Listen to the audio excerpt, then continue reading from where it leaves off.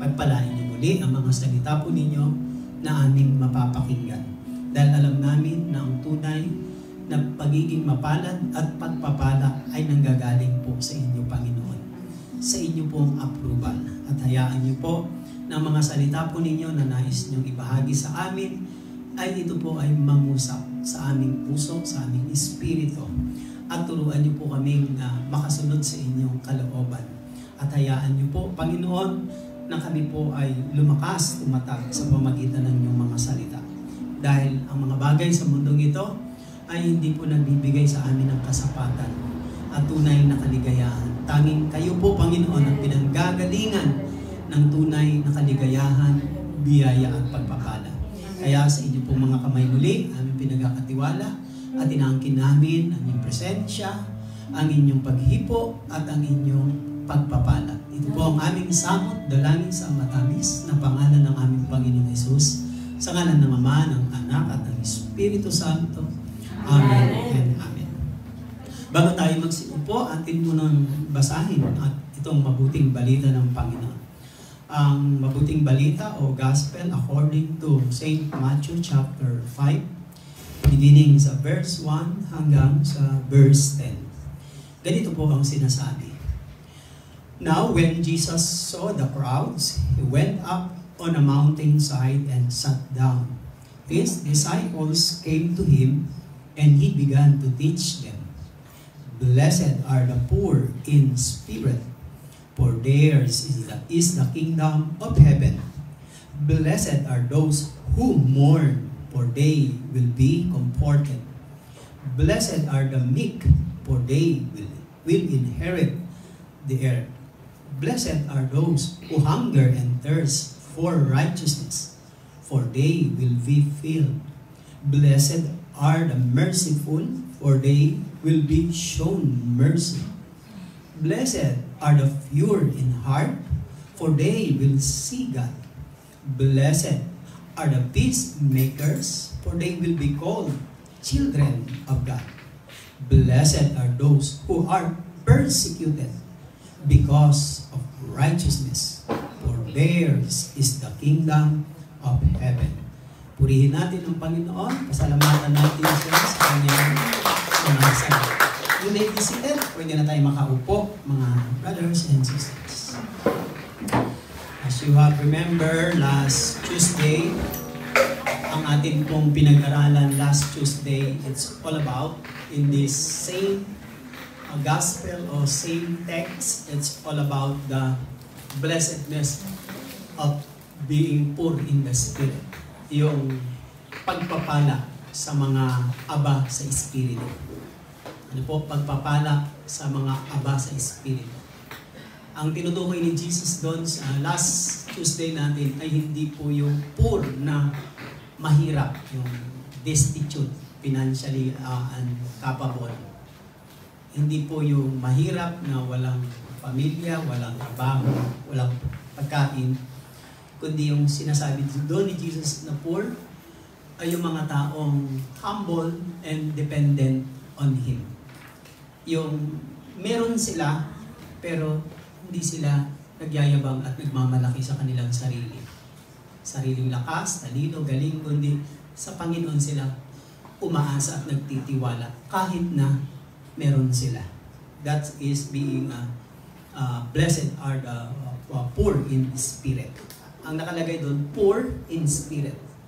Ibig sabihin, hindi poor as isang condition o kalagayan, estado ng buhay, kundi poor in the spirit or in the attitude or in the character. At syempre, dahil puro blessed po ito, mga 8 po itong isi-series ko. Tapos na tayo doon sa unang-una na tinatawag nating blessed.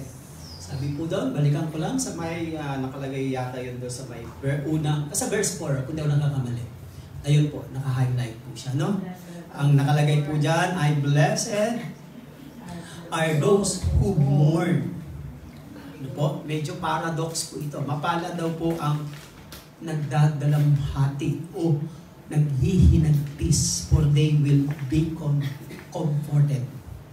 Nakaranas na po ba kayo ng magdalamhati? Yes. Kumarating po sa buhay natin. Yan po ang pag-aaralan natin ngayon is God's blessing to those who mourn. Pagpapala ng Diyos sa mga nagdadalamhati. Ang isa sa kahulugan sa Tagalog ng mourn ay medyo malalim, no? Ito po ay nangangahulugan ng pagluluksa. Pag ikaw po ay nawalan ng loved ones, namatayan ka ng mga mahal sa buhay, sigurado pong isa yun sa pinakamasakit sa buhay natin, di ba? Hindi mas masakit yung nawalan ka ng trabaho, nagkasakit ka, inaway ka, pinagbintangan ka, hinamak ka. Hindi yun, wala nang ibang mas sasakit pa sa tinatawag na pagluluksa o pagdadalamhati. Mga kapatid, God's blessing to those who mourn. Now, sabi po ng, yan po, blessed are those who are mourn. Sabi po ng Ecclesiastico, chapter 3, verse 4. A time to weep, sabi sa Old Testament, a time to weep and a time to laugh. Meron daw panahon ng pag-iyak at panahon ng pagtawa. A time to mourn and a time to dance. So magkaiba pala yung weep sa mourn. Diba? So mas malalim ang mourn kaysa sa weep. Pwede kang umiiyak na hindi naman naghihinagpis ang puso mo. Hindi naman nasasaktan, pero umiiyak ka lang, no? Kasi pag nanonood ka ng drama, pwede ka rin umiyak. Pero, di ba, nakakaiyak. Lalo na pag dramatic ang buhay mo, maiiyak ka talaga. Oh. Ang binanggit dyan ni Solomon is, there is a time for everything. A time to weep, and a time to laugh, and a time to mourn, and a time to dance. So, ang kabaliktaran ng pagluluksa o pagdadalamhati ay pagsasaya, because dancing is a way of expressing your joy. Yan po ang ibig sabihin po niya, no? There's a time. Kaya sa buhay po natin, no, kahit sino pong tao na nabubuhay sa mundong ito, di lalo na kapag ikaw ay Kristiyano, sinasakop ka na kasi ng pamumuno o government ng Diyos. Is, sa buhay natin ay lagi po yung may mga nakalagay na mga panapanahon. Kahit hindi po natin pilitin, kahit hindi po natin puwersahin, minsan sa kakapilit at kakapwersa natin, mas lalo nade-delay, tumatagal, iba pa rin kapag panahon na ng Diyos. Mapapansin nyo kahit hindi nyo nga pinipray request hindi nyo nga pinipwersa, hindi nyo mga pinipilit, pero pag kusang dumarating, ang ibig sabihin nun, panahon na talaga ng Diyos. God works in our in His time, not in our time, but in His time. But sometimes, yung buhay po kasi natin, doon ay mapapansin po natin yung dumarating yung time na tayo po ay nagkakaroon ng mga pagdadalamhati. Whether we like it or not, darating po yun at panahon po yun mga kapatid. Meron pong napapaaga at meron pong napapatagal. Depende po yun sa ating pong tinatawag na pamumuhay. Depende po. Because kapag nagkukulang, nagkakamali, natural, merong mga consequence. Kapag naman nagiging obedient at laging masunurin sa Panginoon, medyo nakikita natin yung nagiging bunga, nagkakaroon ng peace of mind at saka confident, mga kapatid, kapanatagan. Now, sa Lumang Tipan, sabi daw sa Lumang Tipan, in the Old Testament, mourning o ang pagdadalamhati was expressed by weeping.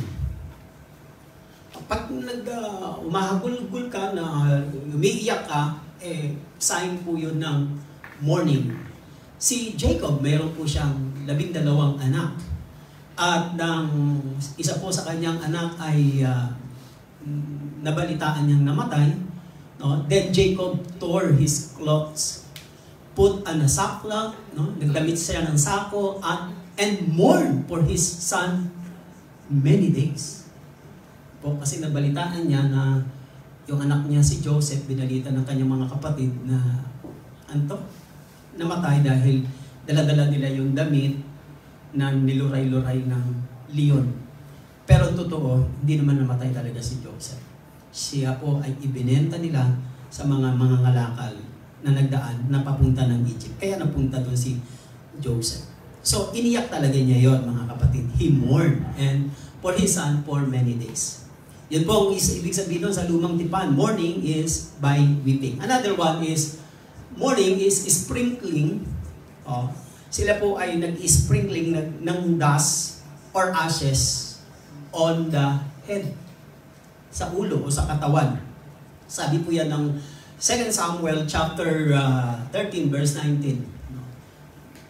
That is a sign. Another one, and the last is shaving the head. Yung kinakalbo. Kasi nung sa Lumang Tipan, hindi uso ang kalbo. Di ba?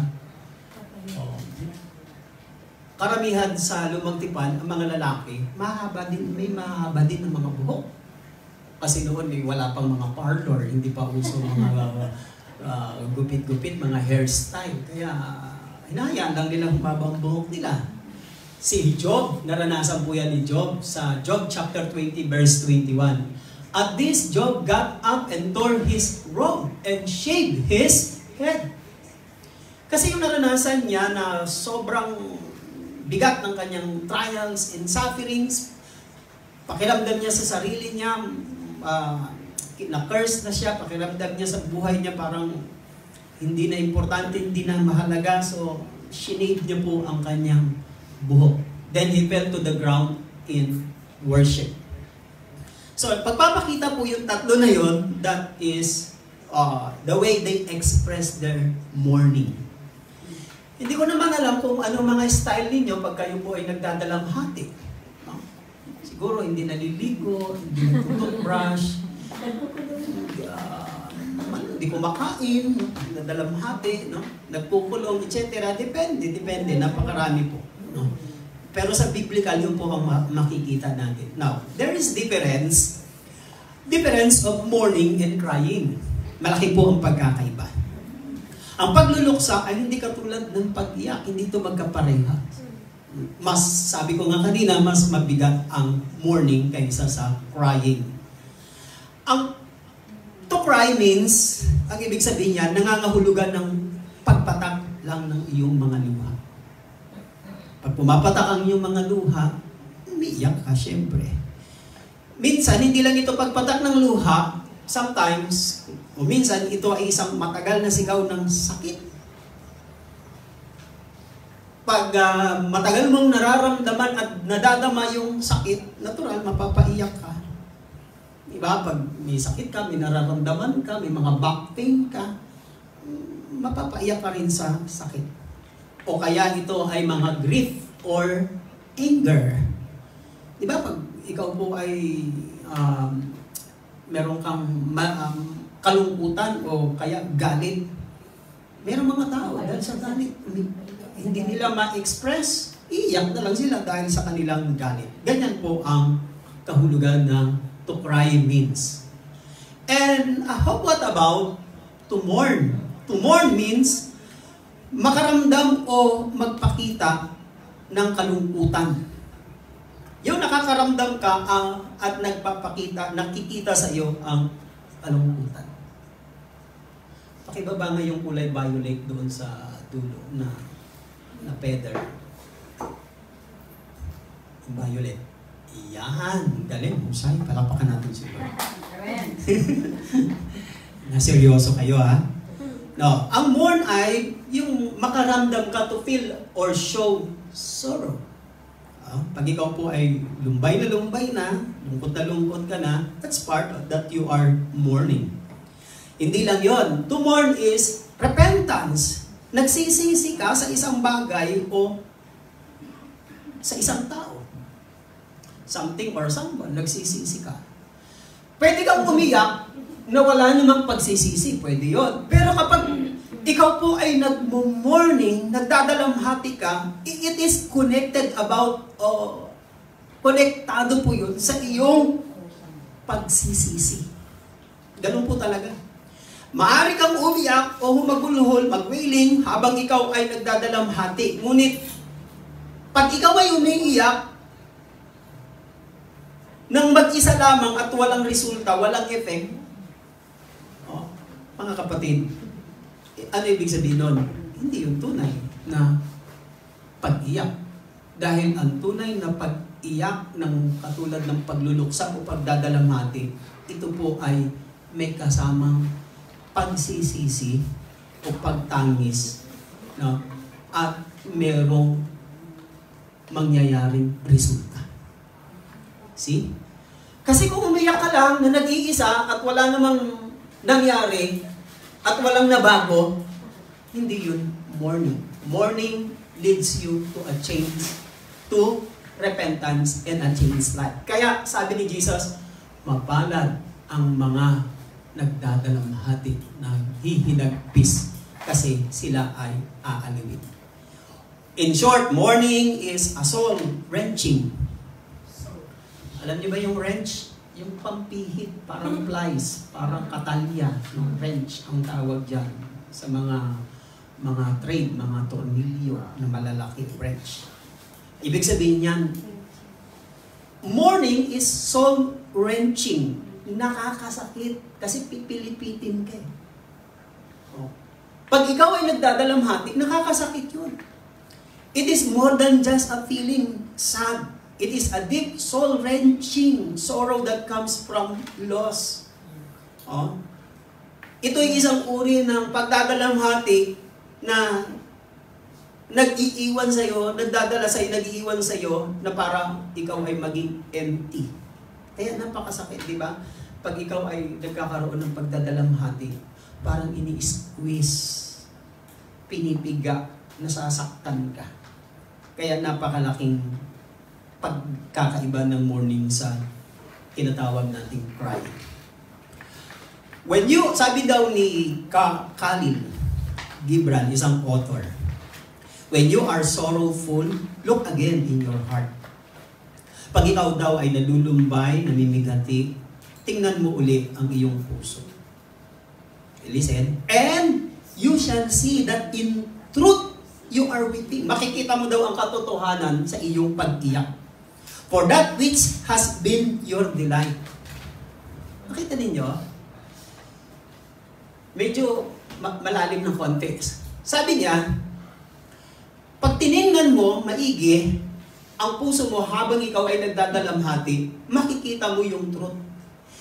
Merong significance, may nakatagong katotohanan sa kabila ng iyong pagdadalamhati na kung saan yun ang magdadala naman sa iyo ng kaligayahan.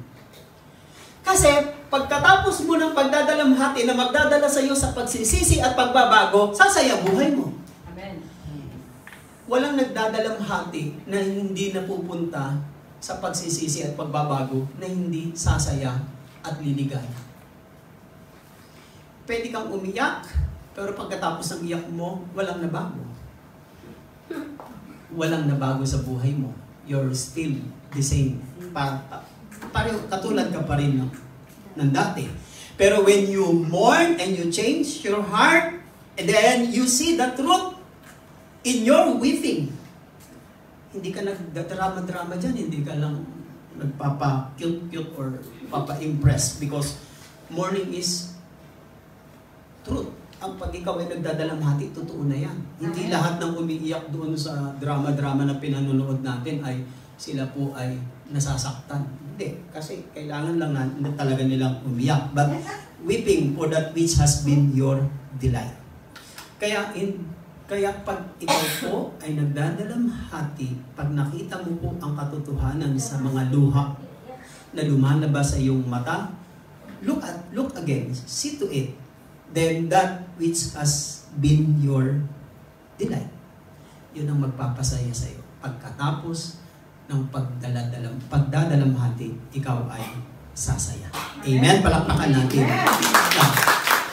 Ano nga ba ang ibig sabihin ni Jesus? What did Jesus mean? Blessed are those who mourn. Hindi natin maiintindihan na mapalad ang mga nagdadalamhati o nagluluksa kung hindi muna natin mauunawaan, makikita sa una ang kahulugan ng sinasabi ni Jesus na ito. We need to look first, we need to see first what Jesus did not mean by this.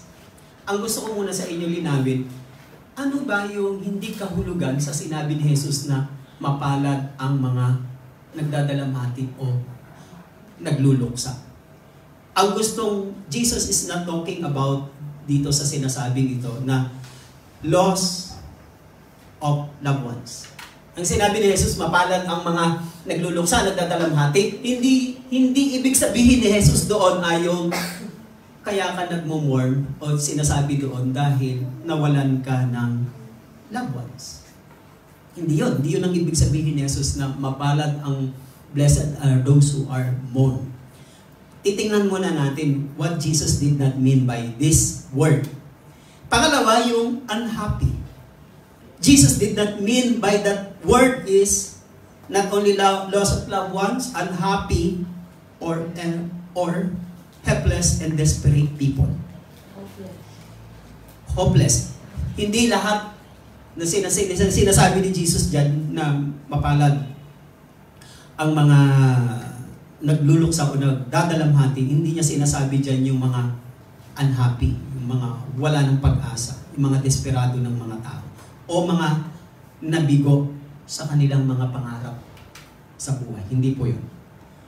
Ang gustong sabihin dyan ni Jesus ay mas malalim pa.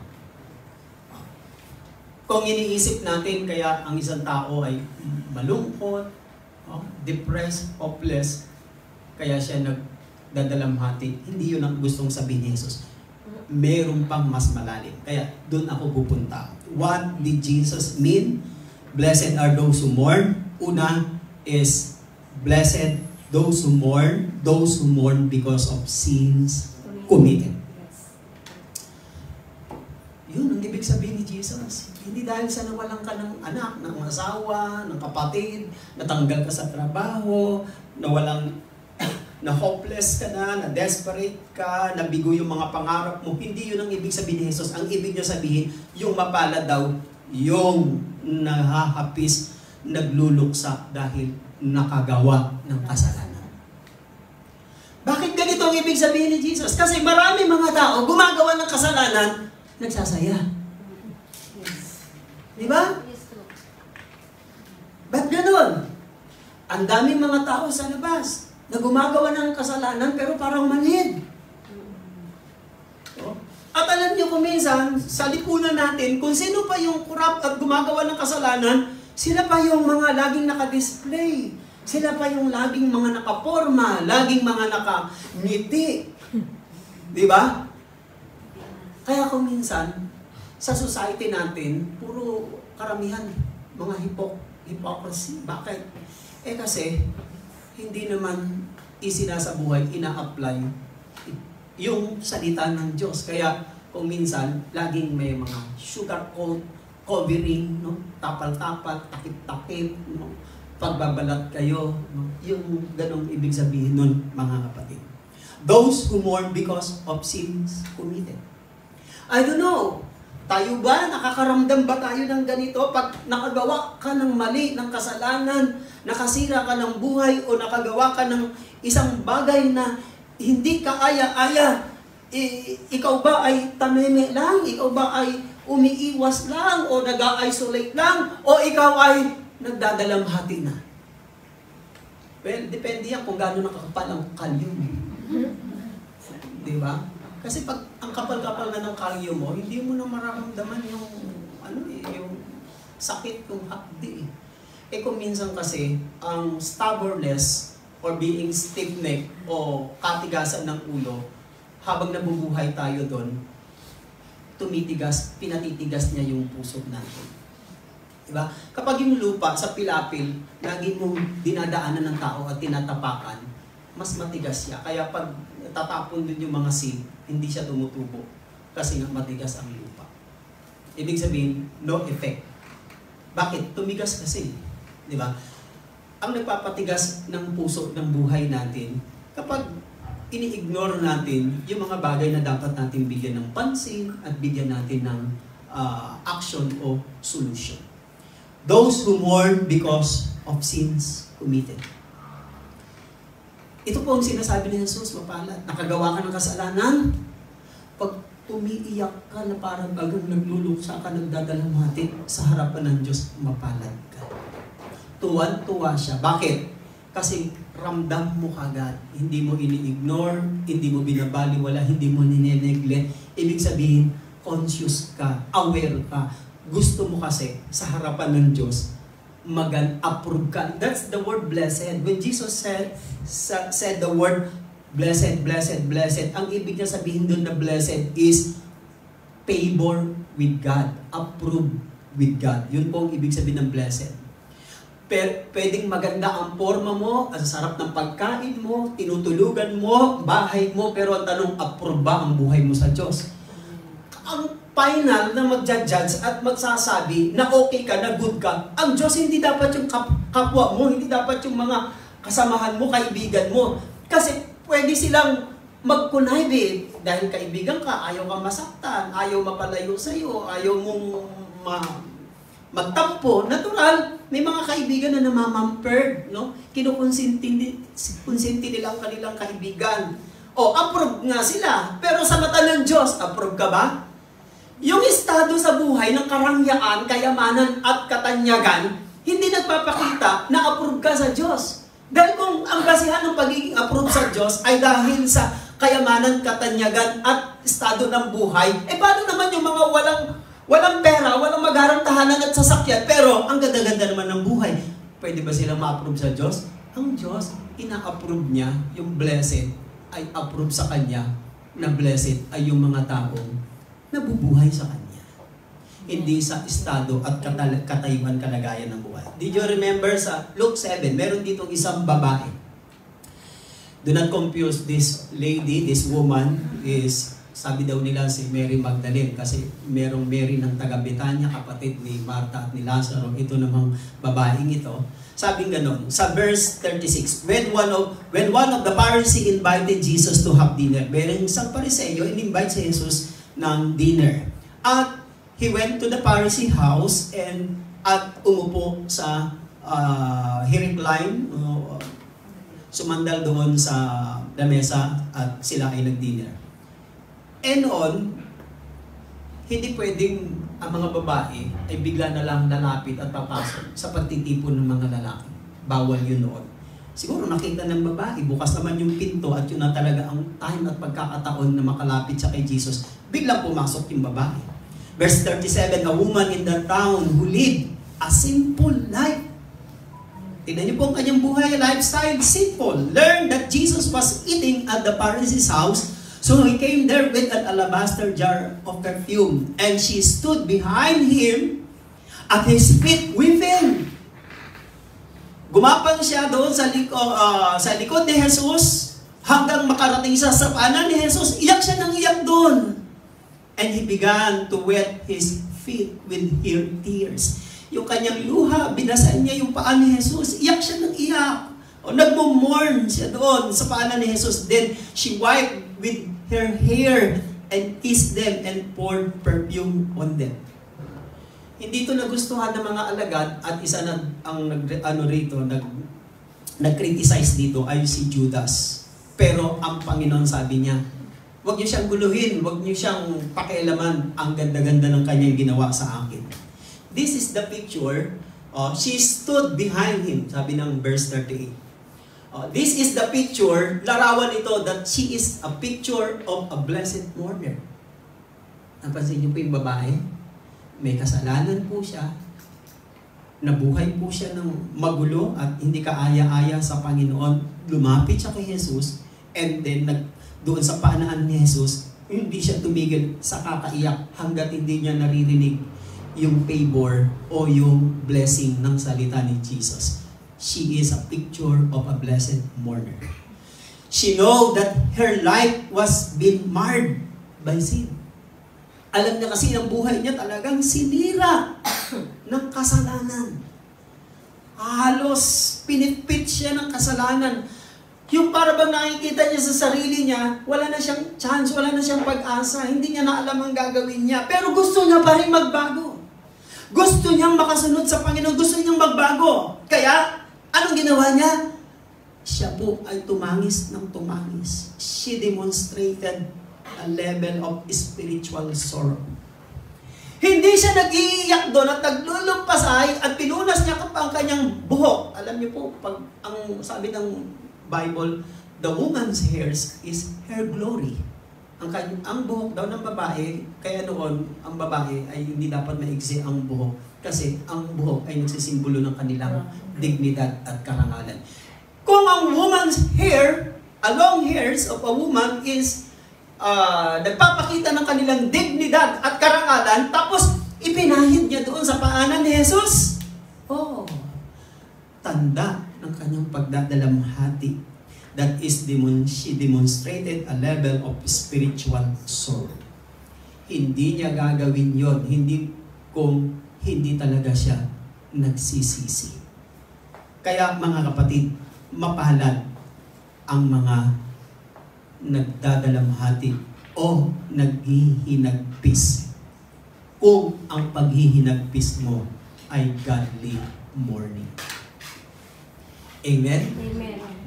Kaya huwag kayong maiinggit sa mga taong saganang-sagana pero ang dami namang kasalanan.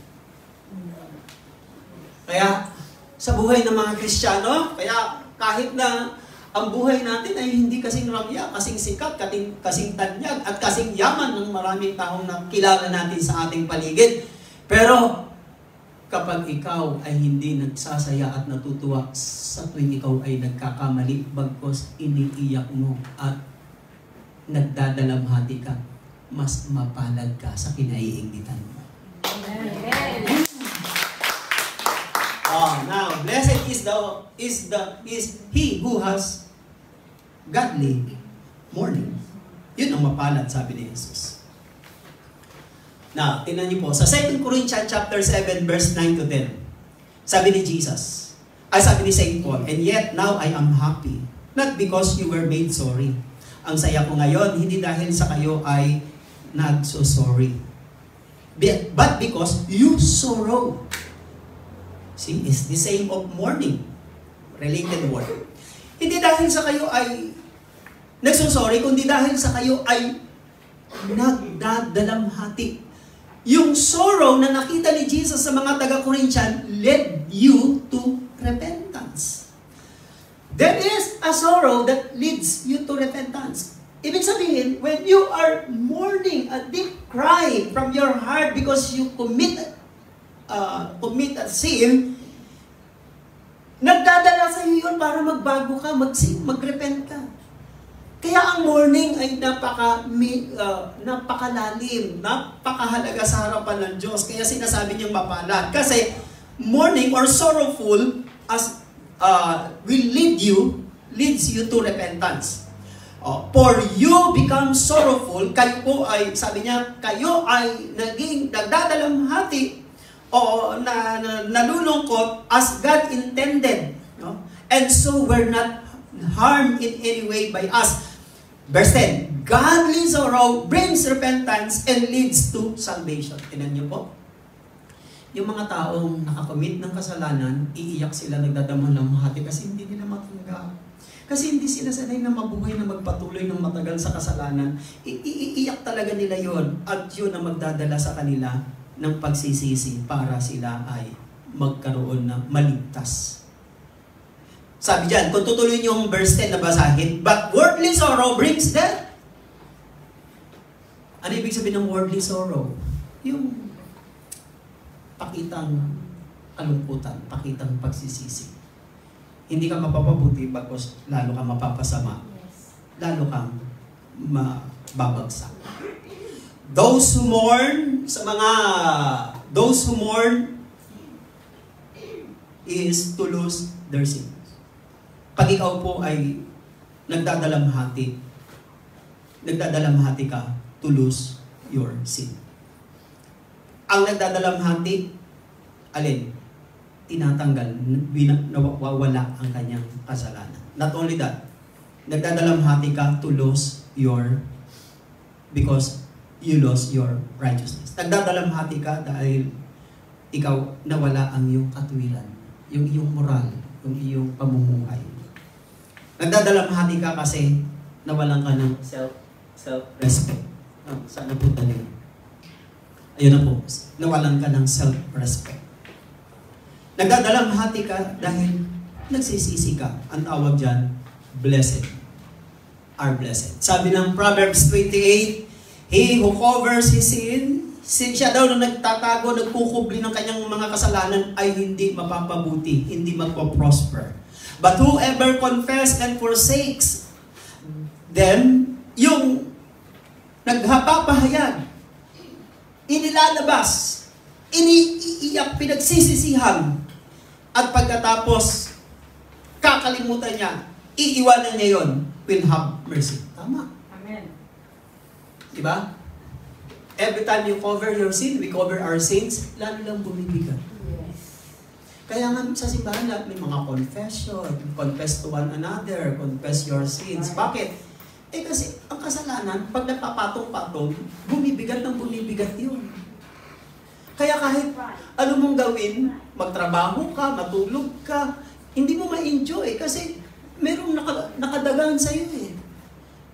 Kaya marami mga tao, hindi makalakad ng diretsyo, makapamuhay ng may kapayapaan at masaya kahit walang pera kasi sa loob nila may nagpapabigat.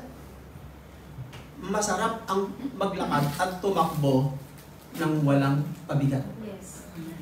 Tignan niyo yung mga sumasali sa track and field. Meron ba tumatakbo na track and field ang suot naka-maong, naka-jeans, naka-denim? Wala, mabigat yun. Yung suot nila ay maiksing short na ang tela ay kasing nipis ng payong tela.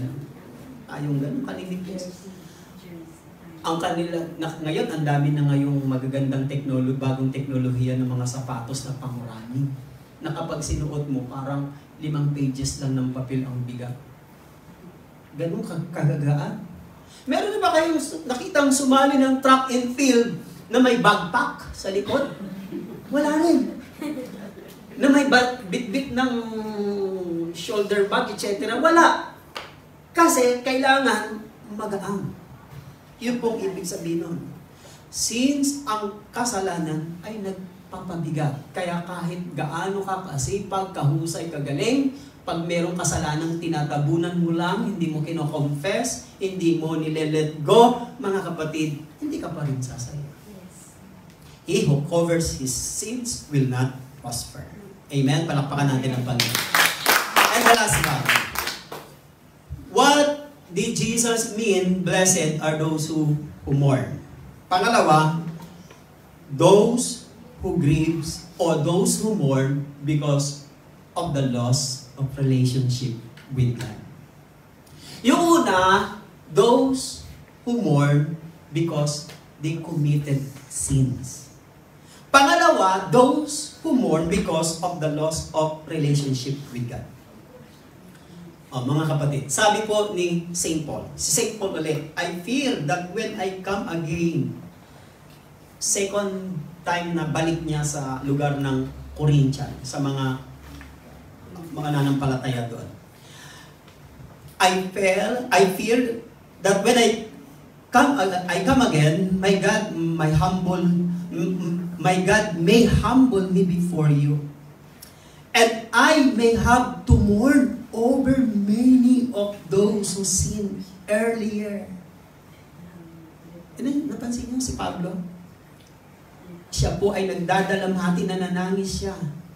Doon sa marami sa kanila na nagkasala nung una pa, na hindi naman nagsisisi. Andun yung impurity, mga sexual immorality and sensuality that they have practiced. May nakita siya sa Corinthian na nagpa-practice ng mga simple lifestyle, simple living, mga activity. Ipinag-mourn niya, itinatangis niya. Alin pong itinatangis niya? Iniiyak niya. Bakit? Kasi sa pangalawa, ang gustong sabihin dito sa pangalawang step na ito is, yung ikaw ba ay nagdadalamhati, umiiyak dahil nawala ang relasyon mo sa Diyos, nahiwalay ka sa Diyos? Listen. Tayo po mga kapatid, iniiyakan natin kapag nawawalan tayo ng boyfriend, ng girlfriend, iniwan ka ng asawa mo, ayaw na sa'yo, nag-divorce na kayo, naghiwalay na kayo. Di ba umiiyak tayo? Nagdadalamhati tayo? Pero bakit? Pag nawawala yung relasyon mo sa Diyos, hindi ka na umaaten. Hindi ka na nagpapatuloy. Ayaw mo nang dumalo. Iniiyak mo rin ba yun? Kaya mo, hindi kayo maka-amen. Yung iba nag-i-enjoy pa. Kahit anong paalala mo, kahit anong text mo, sister, saan ka na? Ba't di ka na umaaten? Ano ba, nagdaramdam ka ba? Nagtatampo ka ba? O ano bang ayaw mo na? But, wala, ngingitian ka lang. Ang saya-saya, piling nila, ang liga-ligaya nila. Ang sabi ni Jesus, mapala daw ang nagdadalamhati, those who mourn because they lost their relationship with God. Dapat iniiyak din natin yun, Lord. Alam mo, 2 Sunday na po ako hindi nakaka-attend. Dapat iniiyak din natin yun. Di ba hindi yung tuwan-tuwa ka, 2 Sunday na hindi nakaka-attend. Sabi na, hindi mo alam nung nagpapasaya sa'yo, hindi mo nyo. Sabi ko sa'yo, di ba? Ang sarap hindi pumatin, 2 linggo na. Di ba? Hindi. Dapat meron tayong feel na gano'n. Kung hindi ka maka-attend ng Sunday, meron pa tayong Tuesday and Friday, di ba? Kung ikaw ay, let's say, stay out ka, sikapin mo. Bakit? Kasi, nakakalungkot pag nagkakaroon ka ng damdamin na napapalayo ka sa Diyos. Ang iniiyak ni Pablo is separation. To be apart, to be away from God. This is the mourning that Jesus mentioned in the Beatitude. Ito yung sinasabi ni Jesus, yung hindi ka masaya dahil ang layo-layo mo sa Panginoon, nagsisisi ka, umiiyak ka dahil napahiwalay ka sa Kanya. Hindi mo na maramdaman ang joy, yung mga kapatid, kapag alam mo sa puso mo, sa buhay mo, na ang Panginoon ang pinanggagalingan ng lakas mo, inspirasyon mo, katatagan mo sa kabila ng mga problema at pagsubok. Siyempre, pag alam mong ang layo-layo mo na sa Kanya, ramdam mo na yun na malungkot ka na. Dapat ganyan yung kalungkutan natin. Hindi yung nalungkot, todo na tayo maka-emote at maka-iyak pag iniwan ka ng boyfriend, ng asawa o ng... Minsan, di ba? Mga kaibigan, pag very close ka sa kaibigan mo, pagkatapos magkakahiwalay kayo, let's say, napunta siya sa Europe dahil nag-migrate na uli yung kanyang amo, ang sabi mo, hindi na tayo magkikita, sayang naman, wala na yung mga banding natin. Ilagay natin sa gawain ng Panginoon. Pag ikaw ba'y napapalayo, napapahiwalay sa Diyos, iniiyak mo rin ba yun? O tabla-tabla lang? Ganyan lang ang ibig sabihin mo. Oh, do we mourn for our spiritual loss? That's the question. Si King David nga eh.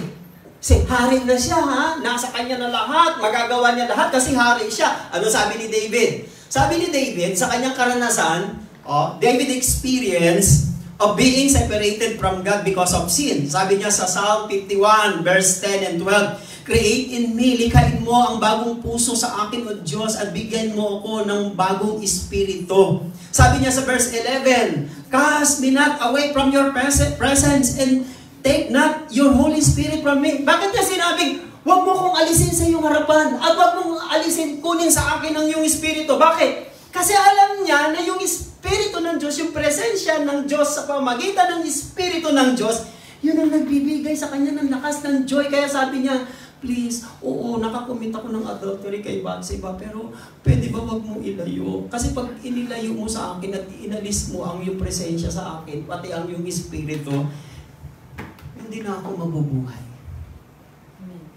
In fact, umiyak siya dyan. Ang isa sa pinakamabigat na karanasan ni David na kanyang iniyak ay ang Psalm 51. Bakit?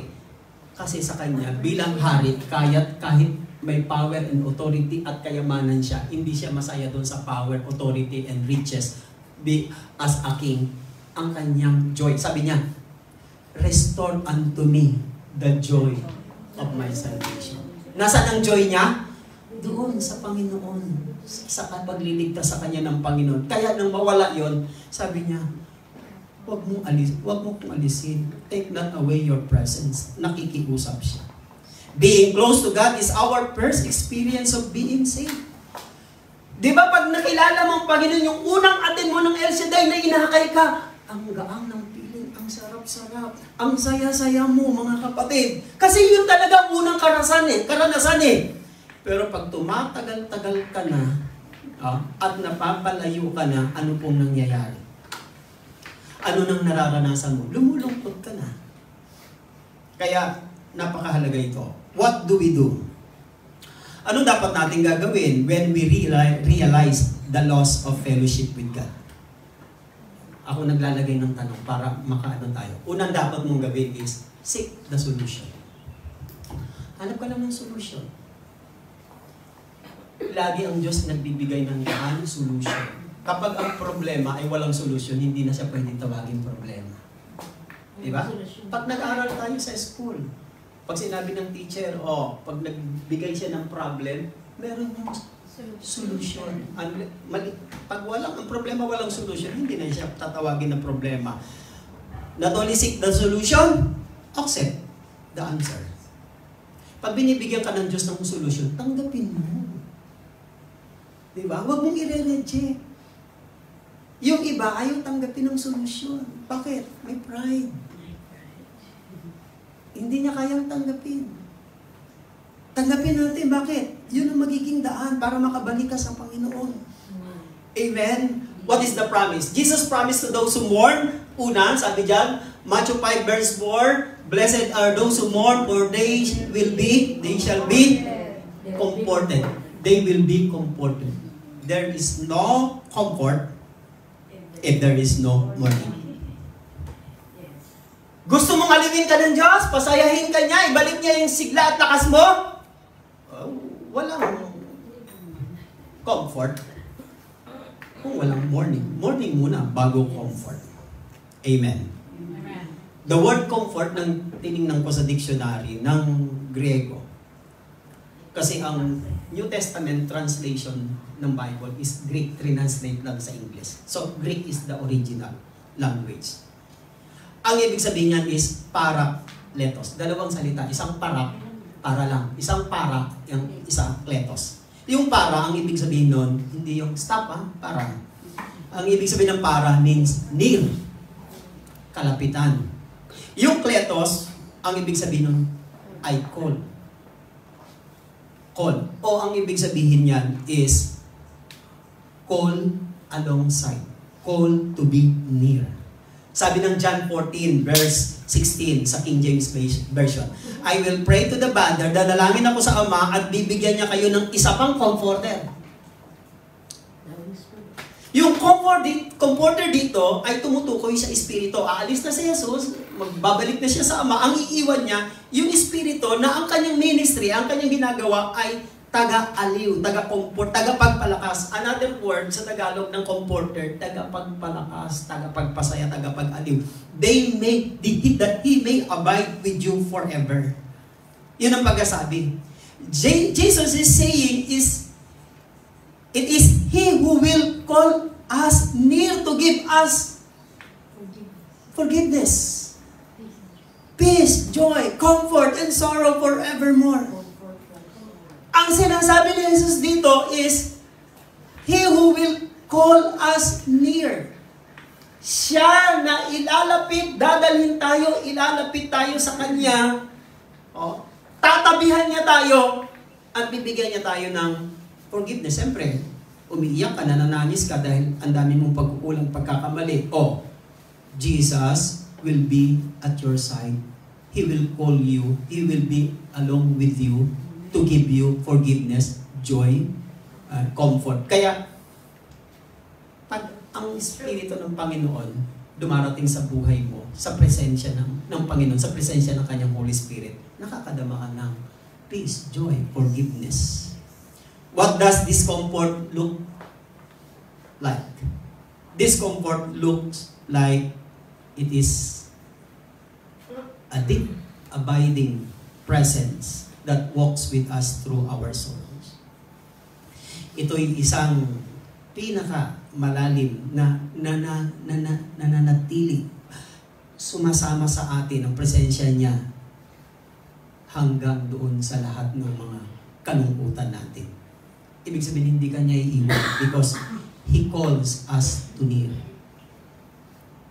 This comfort is a gift from God. Pag sabi ni Jesus, mapalad ang mga nagmumorn for they will be comforted. That comfort is a gift from God. Listen. Bakit? Napansin niyo lahat ng bagay sa buhay natin na natatanggap natin, material things o mga bagay, promotion, etc. Ang tanong, bakit hindi pa rin tayo masaya? Kahit nakakamta natin yung gusto natin. Bakit? Hindi kasi galing sa Diyos eh. Basta galing sa Diyos, sasaya ka. Lalakas ka pag galing sa Kanya. Kung minsan nga pag sumusobra na yung mga tinatanggap natin sa mundong ito, doon naman ako complicate ang buhay natin, doon naman gumugulo. Di ba dapat pag ang dami mo ng pera, ang ganda ng trabaho mo, ang ganda na ng mga kalagayan ng mga anak mo, di ba dapat okay ka na? Wala ka na dapat pinoproblema? Bakit gumugulo pa rin ang buhay mo? There is something wrong. Bakit? Maaring meron ka, pero hindi yan galing sa Diyos. Kasi pag galing sa Diyos, mapapanatag ka, sasaya ka. Kaya huwag kayong maghahangad ng mga bagay na hindi galing sa Diyos. You will not be comforted. Gugulo lang ang buhay mo.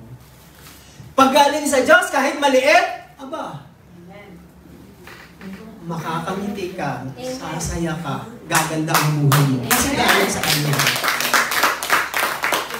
Kaya tayo binibigyan ng Diyos ng comfort para magbigay din tayo ng comfort sa iba. Sabi ni Pablo sa 1 Corinthians, 2 Corinthians 1, 3, and 4, praise God to the God and our Father of our Lord Jesus Christ, the Father of compassion and the God of all comfort. Purihin ang Diyos, siya pala ang pinanggagalingan ng lahat ng kalakasan ng comfort. Who comfort us in all our troubles so that we can comfort those in any trouble with comfort with ourselves reciprocal. See, it is a gift. Kaloob yan, regalo yan ng Diyos eh. Because it is a gift, pwede mong ipasa sa iba para ma-comfort din sila.